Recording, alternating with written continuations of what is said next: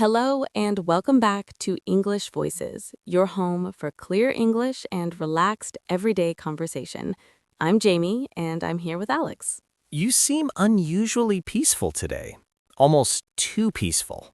Too peaceful? That sounds a little ominous. Like the quiet before a big storm. So how are you doing?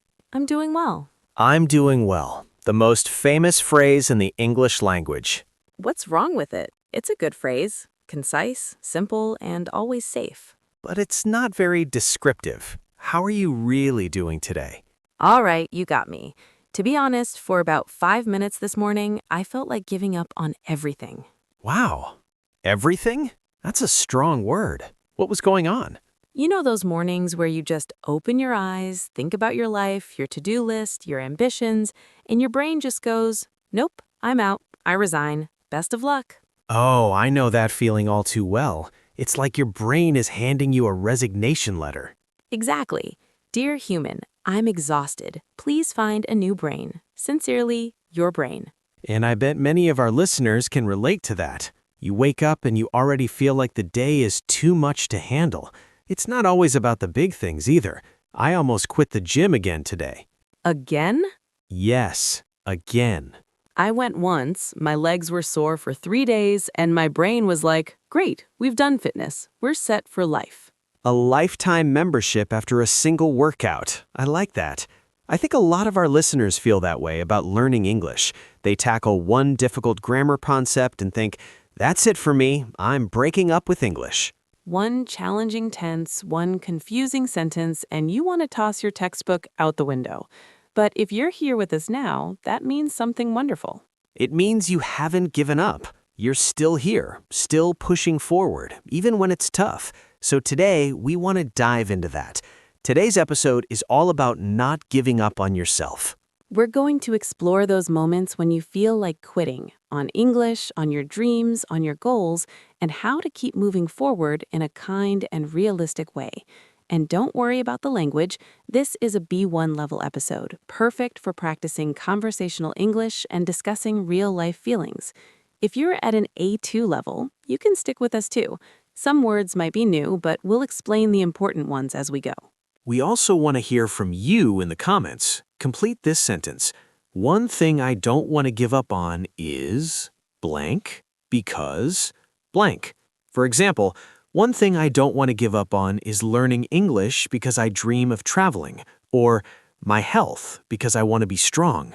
And your sentence doesn't have to be perfect, just sincere. For all the vocabulary lovers out there, we'll have a calm word tour at the end, where we'll slowly recap today's important words and idioms. But first, let's tackle a big question. What does never give up really mean? Is it a healthy mindset or just another way to make ourselves feel inadequate? Because sometimes never give up can sound a bit intimidating. Intimidating in what way? Well, it can feel like it means never rest, never show emotion, never slow down. Just keep working like a machine. Ah, yes, that toxic hustle culture mentality. If you take a day off, people call you lazy. But that's not what we believe in here. Not at all. When we say don't give up on yourself, we mean something much gentler. There's a great word for it in English, perseverance. Perseverance. I like that. It implies that you keep going over the long haul, even if you feel tired or discouraged in the short term. You don't have to be fast, you just have to be consistent.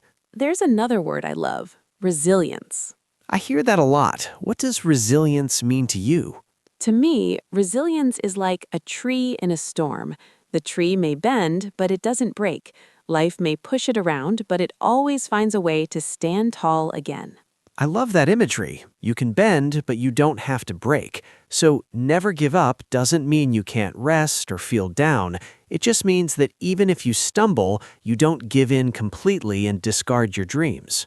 I like to think of it this way. Never give up means you don't throw your dream away just because you had a tough week. Exactly. You can rest, cry, take a break, and still not give up on yourself. So if you're feeling tired, that's completely normal. But why do we feel like quitting so often? Good question. Let's get into that, because maybe you're not weak, Maybe life is just really challenging right now. A lot of learners think, I want to give up, so I must be lazy, or I'm not strong enough. Everyone else can do it, but I can't. But that's usually not the whole story. In reality, we all face obstacles, problems, or roadblocks in our way. Exams, financial pressures, lack of time, health issues, family obligations, work. It all adds up. And on top of that, we have setbacks, times when things don't go as planned. A setback is like taking one step forward only to be pushed 2 steps back. Like when you study hard but still fail a test, that's a setback. Or when you practice speaking and someone makes fun of your accent, that's a setback too. And when you're dealing with a lot of obstacles and setbacks at once, life can start to feel like an uphill battle. An uphill battle. It's like trying to walk up a very steep hill with a heavy backpack. Every step is a struggle. You're out of breath, your legs ache, and you feel overwhelmed, like it's all just too much. And when we feel overwhelmed for a long time, we start to lose heart. To lose heart means to slowly lose your hope, energy, and courage. Imagine a learner named Maria. She works a long day at a retail job, comes home exhausted, and cooks for her family. She wants to study English at night, but she can barely keep her eyes open. She opens her book, then closes it again. Not because she doesn't care, but because her body is spent. If you feel like Maria, please listen closely. You are not lazy. You are just tired. Wanting to give up doesn't make you weak. It just means your mind and heart need a break. I know this feeling all too well, especially with my own English learning journey. Oh, that's right. You had a big English crash at one point, didn't you? I certainly did. Let me tell you about it. A few years ago, I had what I call my English meltdown. A meltdown? That sounds intense. It was. I was watching an English video that everyone said was easy and simple, but I couldn't understand a thing, not a single complete sentence. And on top of that, I had just gotten a terrible grade on a test. So a double whammy. Bad video, bad test. That day, I felt like I had hit rock bottom with my English. Hit rock bottom means you feel like you're at your absolute lowest point with no energy or hope left. What was going through your mind at that moment? I thought, maybe I'm just not cut out for learning languages. Maybe I should just give up. Other people can do it, but I can't. I wanted to delete all my notes, throw away my books, and just be done with it. So you were ready to call it quits with English. Yes, exactly. Dear English, we had some good times, but this relationship is over. So what did you end up doing? First, I did nothing. I took a day or two to just rest. I cried, I watched silly videos in my native language, and I just let myself feel sad. After that, something shifted. I thought, okay, maybe I won't be perfect, but do I really want to give up on this? And what was the answer? The answer was no. I didn't want to give up on myself, so I decided to push through, but in a gentle way. I made a tiny plan, just 10 minutes of listening every day, one short podcast, one short video. Sometimes I would listen to the same thing 3 times. So, instead of studying for hours, you just showed up every day. That's perseverance in action. It was slow, but it was progress, and little by little I started to bounce back. To bounce back means to recover after a difficult time and start to feel stronger again. After a few weeks, English was still challenging, but I could finally see a light at the end of the tunnel. A light at the end of the tunnel means a small sign of hope, even when things seem dark. So if you're feeling done with English right now, remember that it's okay to feel like giving up, but you can still come back from it. Your story is proof of that.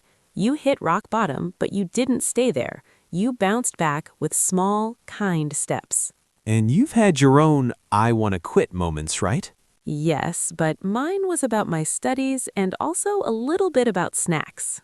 Okay, now I'm intrigued. What happened? Did you want to drop out of your degree program and become a professional cookie taster? Honestly, it was a close call.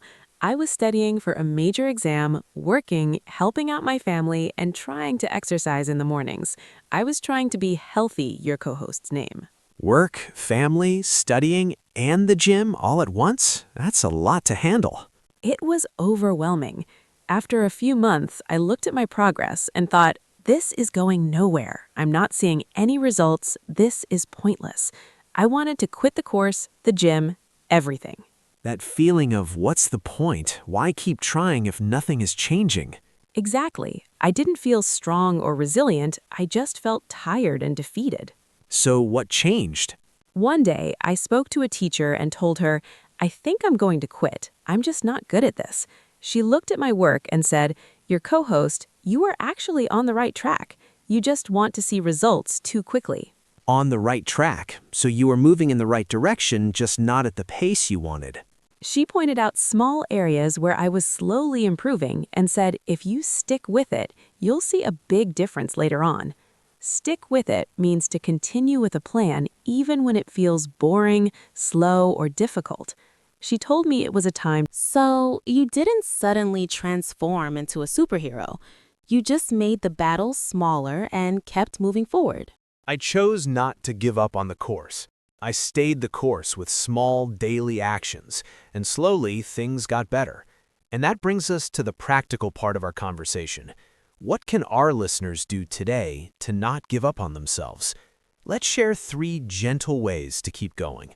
Our first tip is simple but powerful. Make the battle smaller. I love that. When life feels like an uphill battle, we often try to conquer the entire mountain in one day.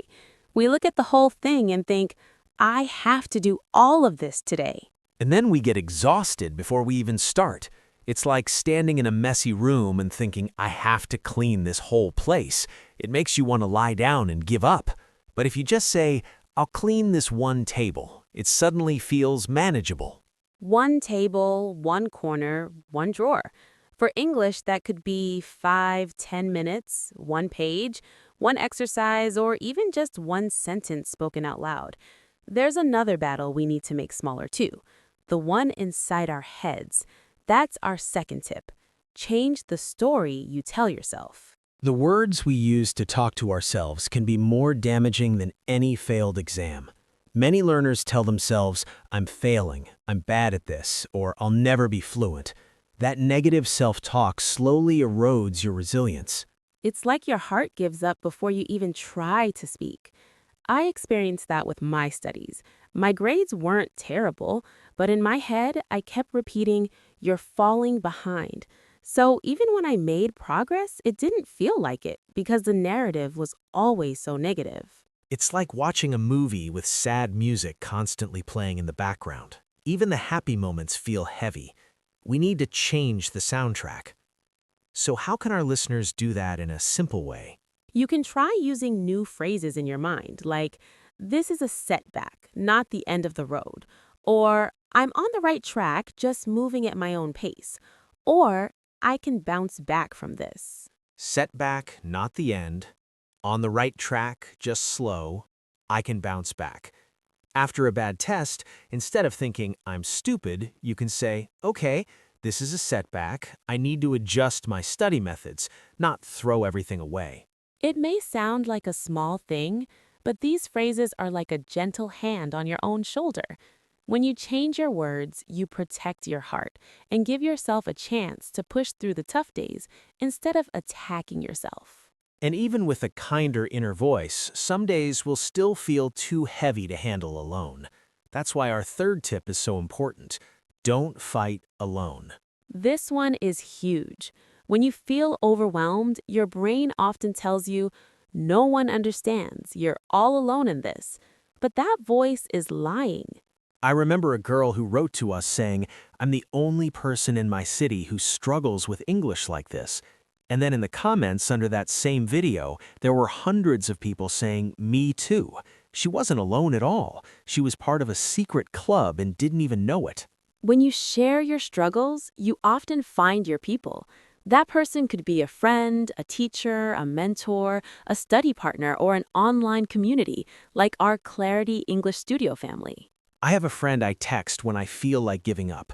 I just write, today was tough. Please remind me that I can do this. And she'll usually reply, you're tired, not useless. Drink some water and try again tomorrow. Tired, not useless. That's such a great line. Her words help me not to lose heart. They don't solve all my problems, but they make the burden feel lighter. When I was close to quitting my course, that teacher I mentioned earlier didn't just check my work. She said, "You're on the right track. Stay the course. I believe in you." And sometimes that one sentence, "I believe in you," can carry you through an entire week. So maybe today you can send a simple message to someone you trust. Hey, I'm struggling with my English. Want to practice together? Or can I tell you something? I feel like giving up. Those words are brave. You're not weak for needing support. You're brave for asking for it. And when you ask for help, take those tiny steps and change the story in your head. Something interesting begins to happen. Because sometimes never give up doesn't mean pushing harder. Sometimes it means changing your direction while staying true to your dream. This part is really important. A lot of people think that if they change their plan, it means they failed. Right, like if I don't do it a certain way, it means I've given up. But that's not true. Sometimes the smartest thing you can do is change how you're walking, not where you're going. Let's say your dream is to become fluent in English. That's your mountain. At first, you decide, I'll study for 3 hours every night. But after a few days of working and living your life, you're exhausted. You stop, you feel guilty, and you think, see, I can't do it. I'm weak. The problem wasn't the dream, it was the plan. In that moment, never give up doesn't mean forcing yourself to push harder. It means thinking, this path isn't working for me. I need to find a different one. It's like wearing the wrong shoes for a long walk. If your shoes are hurting you, you don't give up on walking, you change your shoes. Or you change your pace. You walk instead of run. So maybe instead of 3 hours at night, you switch to 20 minutes in the morning and 20 minutes in the evening. Same dream, different approach. Same mountain, different path.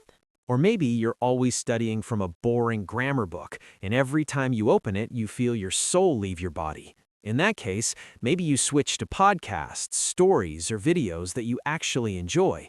You're still moving towards your goal, but in a way that your brain doesn't resist. So remember, changing your method, your schedule, or even your short-term goals isn't the same as giving up on your deeper dream. You're not throwing the dream away, you're just redrawing the map. For example, maybe you initially said, "I will reach a C2 level in 1 year." That's a lot of pressure. You can change it to, "First, I'll aim for B1 or B2, and then I'll see where I am." That's not weakness, that's wisdom. And if something really isn't right for you, a job, a course, a routine, it's okay to say, this path is not for me, and choose another one, while still believing in yourself. So never give up doesn't mean never change. It means don't stop caring about your life, your growth, and your dreams, even if the plan has to change along the way. And if you're still here, listening in English, you're already doing that.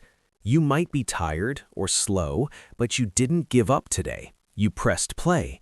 You stayed with us. So before we move on to our word to a recap of today's powerful words and idioms, this isn't a test, it's just a quiet walk through the vocabulary. Let's start with that big one from the beginning, perseverance. Perseverance is when you keep going for a long time. You don't have to be fast. You just have to keep coming back again and again. Like, I'm tired today, but I'll still do 10 minutes of English. That's perseverance. And then we had its best friend, resilience.